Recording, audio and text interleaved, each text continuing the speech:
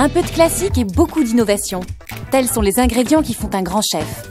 Christian Tête-Doigt résume ses qualités dans sa tarte au citron meringuée. Un savant mélange de valeurs sûres et modernité. Jugez par vous-même. Tarte citron meringuée, une des recettes préférées des Français, dans une version plus moderne. Vous allez voir 3 techniques de travail, la meringue, la paille à citron et la pâte sablée. On est loin de la recette traditionnelle. Vous allez voir, c'est un dressage grande cuisine française.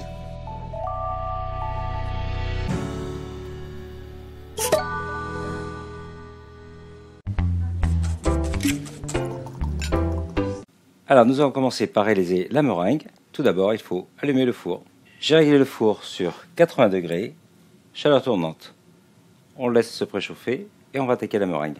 Alors une chose importante pour la meringue, c'est d'utiliser des blancs d'œufs pas trop frais. Donc vous pouvez même utiliser des blancs d'œufs surgelés, ça va très très bien. Ou sinon, il faut mieux qu'ils aient quelques jours de frigo.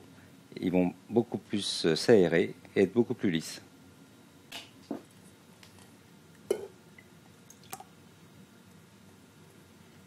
J'ajoute le sucre au blanc d'œuf.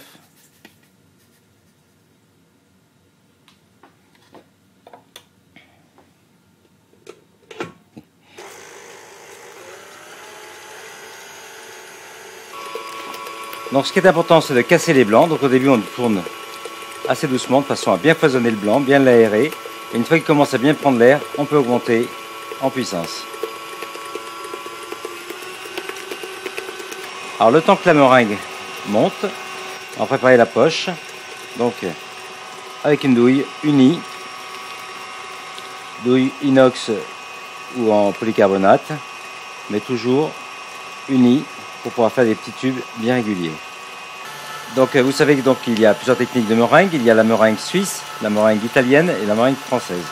La meringue suisse, c'est une meringue qui est cuite, émulsionnée au bain-marie, donc c'est plutôt assez long à faire. La meringue italienne est faite avec un sucre cuit. Alors il y a plusieurs différences de cuisson de sucre. Il y a le petit boulet, le petit cassé, voilà. Et donc tout dépend de ce qu'on veut réaliser après. Si on veut faire un paille à bombe, si on veut faire une meringue justement pour une tarte. Voilà. Et puis donc la meringue française, elle commence à être bien montée, assez homogène. Je vais rajouter le sucre glace qui a été tamisé, très important, de façon à ce qu'il n'y ait pas de grumeaux. Et donc faut qu'on ait un appareil très lisse et qu'il n'y ait pas des morceaux de sucre par moment qui viennent nous déranger pendant la dégustation une fois que la meringue sera cuite. Maintenant, je vais incorporer le sucre glace. Délicatement. Alors, on met tout le sucre glace en même temps. Et il faut bien mélanger avec délicatesse. De façon à ce que la meringue ne retombe pas. Voilà.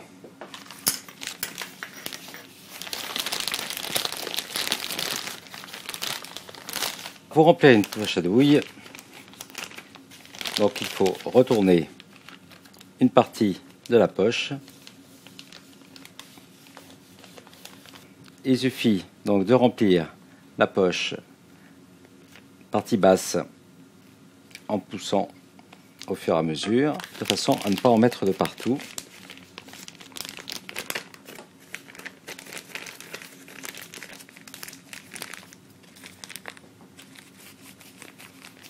Après, on tourne pour bloquer la meringue.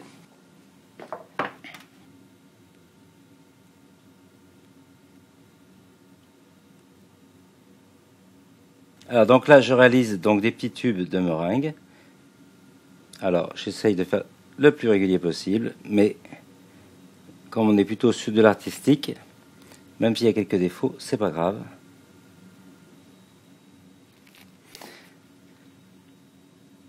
Alors, pour réaliser les pétales, on fait un petit point, et au moment de lâcher, on pousse légèrement vers le haut.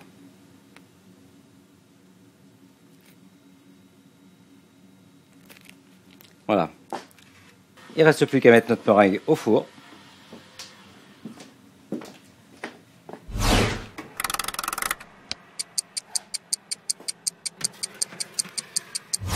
Bien sûr, une meringue, c'est pas si facile que ça peut y paraître. L'important, je vous le rappelle, bien utiliser des blancs d'œufs pas trop frais, respecter l'émulsion avec le sucre semoule. Après, on incorpore le sucre glace, on couche avec soin, on fait la cuisson avec soin. C'est tout un programme. Donc deuxième étape, on va attaquer par la crème citron. Donc on commence par mettre le beurre,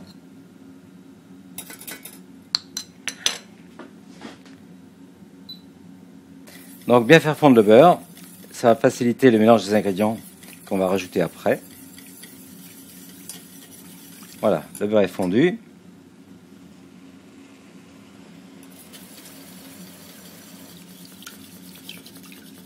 Les œufs entiers.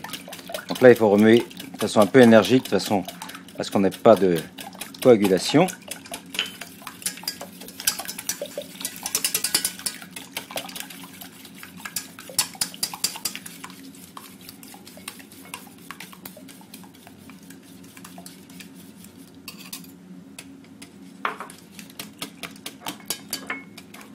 Le jus de citron et les zestes.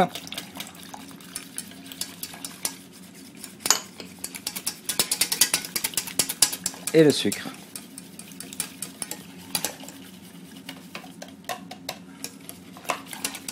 Alors par contre là, il ne faut pas lâcher sa casserole et remuer jusqu'à l'ébullition.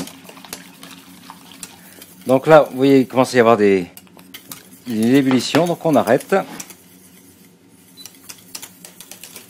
Voilà, on accompagne un peu le refroidissement et ensuite on va donner un petit coup de mixeur pour être sûr qu'il n'y ait pas des petites particules d'œuf un peu trop cuit.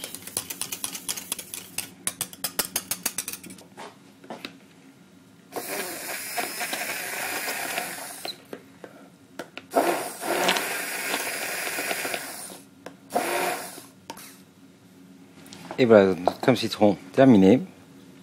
Nous allons pouvoir la débarrasser et la remettre au frigo, qu'elle puisse se reposer.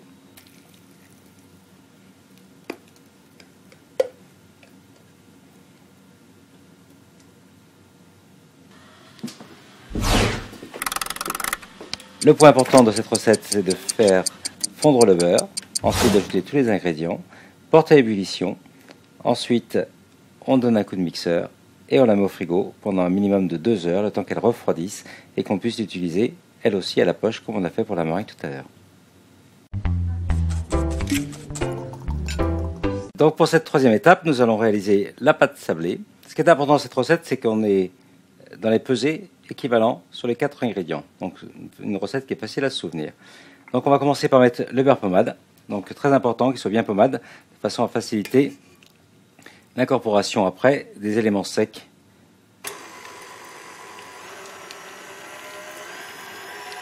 Donc là j'actionne le batteur de façon à ce que le beurre soit bien pommade, bien vérifier qu'il n'y ait pas de petits morceaux. Là il est juste parfait. Donc je vais en profiter pour mélanger mes ingrédients secs entre eux.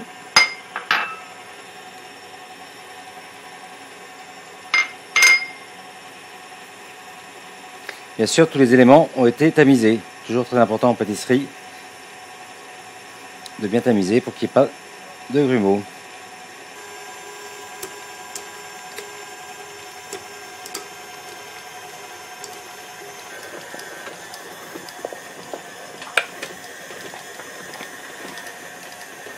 Maintenant que les éléments sont bien mélangés, vous apercevez que la pâte se décolle donc des parois de l'inox et donc ça va bientôt être prêt. Voilà.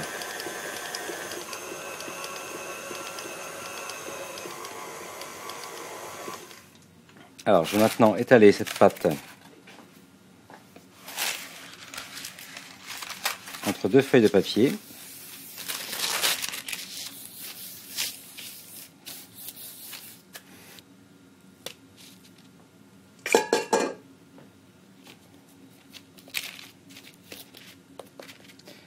Deuxième feuille dessus.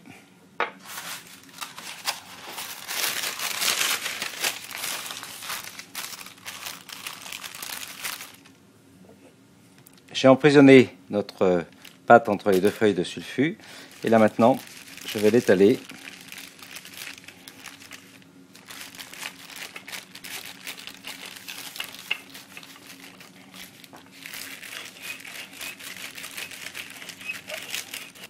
Bien étaler sa pâte de façon régulière, à peu près 3 mm d'épaisseur. Ensuite, on va la faire glisser sur une plaque et on va la laisser reposer pendant 30 minutes au frigo.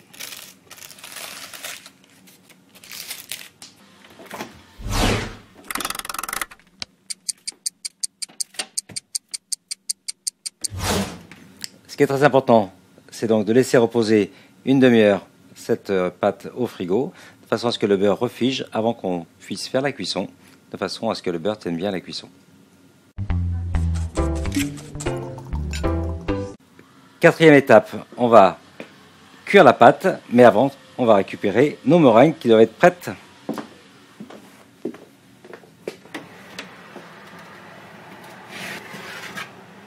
Voilà. Elles sont fermes, mais pas trop, juste bien comme il faut. Donc on va pouvoir les sortir et on va enfourner notre pâte. Donc notre four est chaud à 160 degrés. Je retire la première feuille de sulfure et je mets la pâte au four.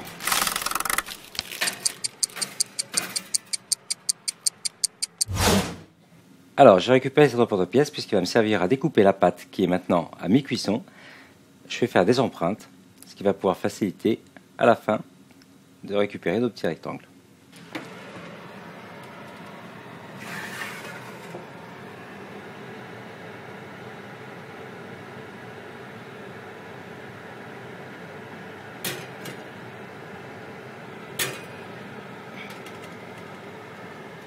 Et voilà, les empreintes sont marquées.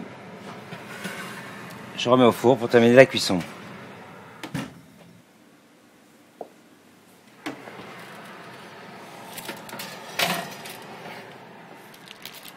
On la laisse refroidir un petit instant et après on va redécouper les rectangles de façon à les récupérer. Voilà, donc on découpe délicatement en suivant le tracé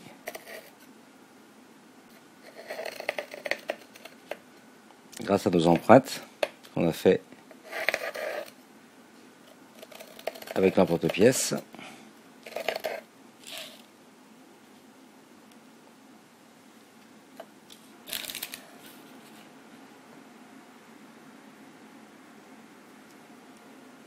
Alors pour cette étape, le plus important c'est de laisser refroidir la pâte.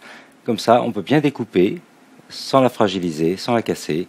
Et donc, on a un résultat qui est juste parfait. On portionne à la taille qu'on veut, si on veut faire des petits rectangles ou si on veut faire un grand rectangle.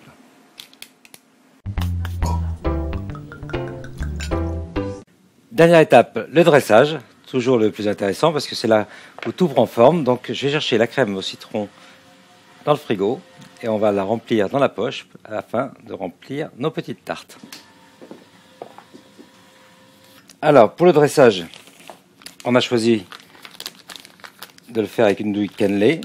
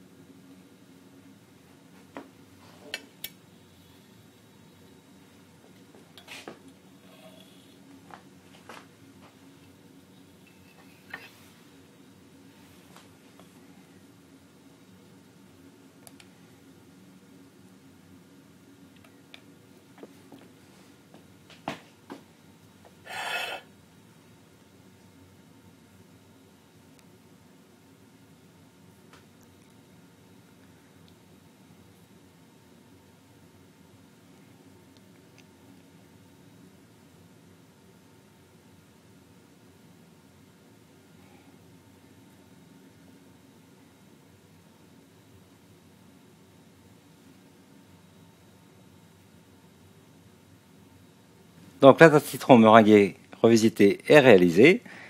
Rien ne vous empêche de la faire en format familial beaucoup plus grande et après de couper des tranches dedans. C'est vrai que présenter sur assiette, c'est aussi un petit peu sympathique.